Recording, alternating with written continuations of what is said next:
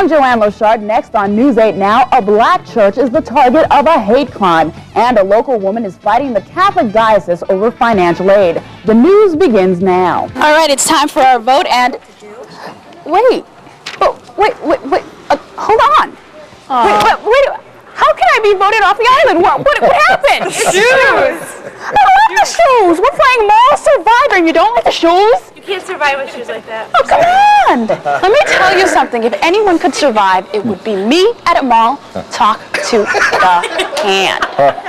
You know, I wouldn't doubt Joanne at any time. She's a great chef. No, I'm sure she'd do it. Something went wrong there. No, but this is my kind of story, I have to tell you. Take a look at the piece that I'm wearing now. It's a delicate bracelet that you can learn how to make in just about 3 hours if you take one of the Rochester info courses. Our teacher is Goodman Olson. He's been kind enough to wake up early for us, and he's going to show us and actually introduce us to the basics of goldsmithing. A little heavy on the salt, I think. Okay. Do you need that coffee to wash that down? I need something. Okay. Anyway, Tent City, all the pleasures of the outdoors in a factory right on Lyle Avenue. Right. Well, thank you. You know, that espresso really doesn't seem like you're roughing it out there. Get me off camera. I gotta spit. Bye-bye.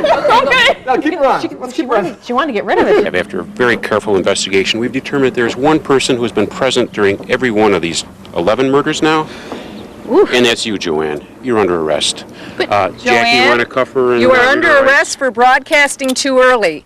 You have the right to remain silent, which if you were, you wouldn't have been arrested in the first place. Send bail, Jerry and Melissa. I'm going to look at this as an opportunity to simply wear more jewelry. Okay. But anyway, the mystery game happening here on the Colonial Bell. Catch a ride on Thursday. Well, every day HMOs make life and death decisions. Those decisions have to be medically, but also financially sound. Yeah, but what happens when your HMO decides that your life isn't worth saving? What are your rights? Tonight in a special report, Johanne Lochard introduces us to a Yates County woman who fought her HMO to get a life-saving operation. I wasn't ready to die. Ready or not, Mary Lou Best was given less than 6 months to live. Her chronic emphysema had progressed to the point where she was unable to breathe without daily drug therapy and oxygen. She had approximately 1/4 of the function that she should have had for her age, sex, and height. Dr. Richard Tyner is Mary Lou's physician. As a pulmonologist, Tyner says there was nothing more he could do. There was no other therapy available other than lung reduction surgery. But the operation, a process in which the diseased part of the organ is removed, is not covered by Mary Lou's HMO, Blue Cross Blue Shield of Rochester. The surgery is deemed to be experimental. There were still questions about who were the most appropriate candidates, what were the benefits of surgery. So when Mary Lou asked for the operation, Blue Cross Blue Shield denied coverage. Oh no, I pay too much. I pay too much money every month. Oh no, they're not going to do this to me. Mary Lou appealed the decision, was denied, and then appealed again. Her case then went before 3 independent doctors as required by New York state law. All 3 doctors agreed with Blue Cross and denied Mary Lou the potentially life-saving surgery. I was surprised and dismayed and fearful that Mary Lou could not survive the rest of this year. If we end up, even in very difficult situations, paying for treatment where there's no evidence that it works, then the downside of that is we're taking money out of the healthcare system that can be used for treatments that we do know work.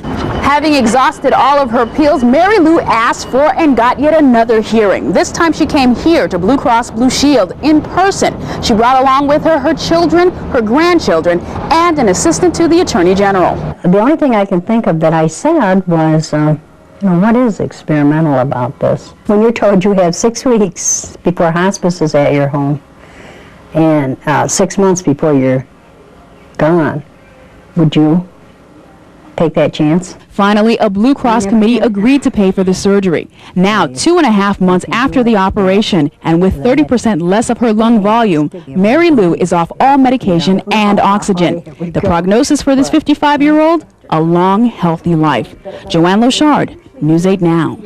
Well, because of Mary Lou Best, Blue Cross Blue Shield is now reviewing its policy on covering lung volume reduction surgery for other patients just like her. In Rochester today, a call from the defense to stop the Jose Santiago death penalty trial. News 8's Johanne Lachard was in court today, and Johanne, I understand the request came after testimony from another survivor of the attack? That is right, Kevin. And now the court has heard from all 3 surviving victims. But the defense says some of the witness testimony being brought out by the prosecution jeopardizes Jose Santiago's right to a fair trial.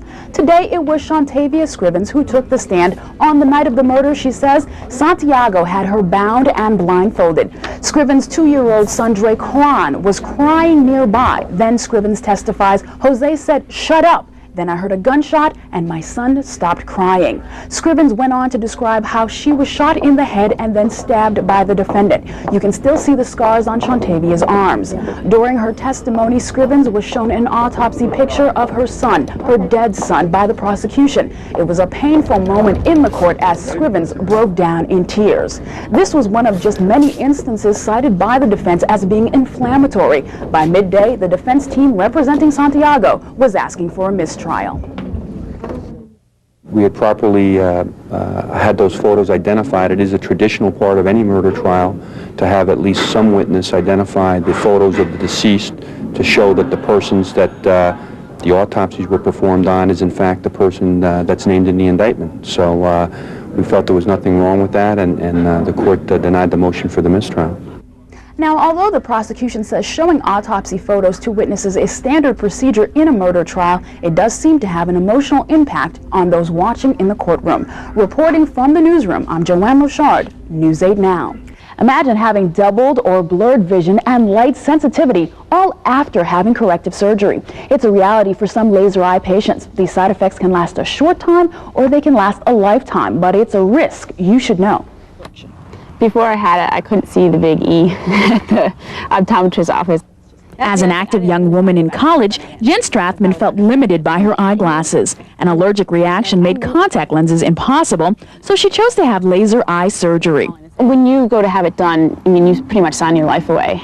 Although Jen knew there was a small statistical risk, she was confident about the surgery. That is until days later. It was like, it's not getting better, and it's supposed to get better within like 24 to 48 hours.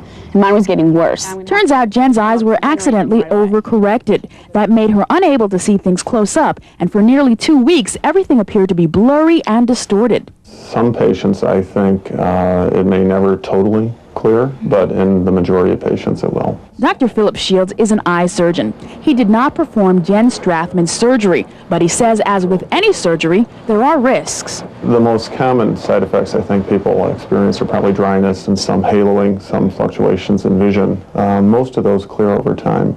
But when symptoms do not clear up, Dr. Shields says another laser procedure may be required. There is the potential now to go back with the latest software upgrades to have more laser to treat farsightedness or nearsightedness. But if the current brand of lasers don't work, Dr. Shields says waiting for newer and better laser technology is the only real solution. It's hoped that Bausch & Lomb's new laser, the Technolast 217, will be able to correct refractive errors. As for Jen Strathman, there's good news. Her eyesight gradually improved, just like the doctor said it would. With HealthSmart, I'm Johanne Lachard, News 8 Now. Jerry, as you can see right behind me, the medical examiner is still on location. It's very active, this crime scene. We understand at 7 a.m. this morning, a worker here at Maynard Electric called to tell police that she had found the body of one of her co-workers in one of the offices inside. When other employees arrived to work, they were held outside of the building while police searched the offices. A man believed to be the killer was found hiding in the building sometime after 8 a.m. News 8 was the only crew there when police whisked him away. From where I was standing, I could see that it appeared to be a black male in his mid to late 30s. But I can tell you this, this was not a random act. It's not somebody coming in here that doesn't belong, or you don't have to worry about the safety of your homes from the act that was committed here. So.